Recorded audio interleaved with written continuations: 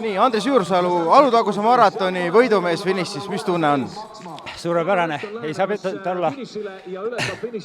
Et Sander Linnusega põhimõtteliselt pool distantsi sõitsite kahekesi tandemina ees, et kus maal siis asjaks läks?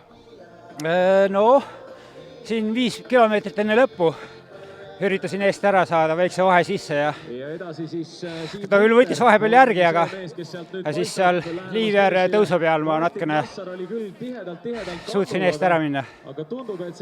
Et mis tunne on siis võita Alutagusel, mis on poolenisti või tervenisti kodurada, et on mingi eriline tunne ka? Ja loomulikult, siin sai oma esimesed võistlused peetud ja esimesed suusakilomeetrid kogutud, et ma olen väga rahul. Kuidas muidu Alutaguse rada oli, et olümpial me näeme ainult ühte klassikajälge, siin on 3 jälge 44 kilomeetrit sees, et kuidas rada oli, kuidas olud olid? Suurepäraselt, mida veel tahta ühelt talvepäevalt, et rada oli ilus, 3 jälge sees. Patt oleks nuriseda. Aga selge, edu jaksu, ilmselt oled sa mõnes stardis veel see aasta siin?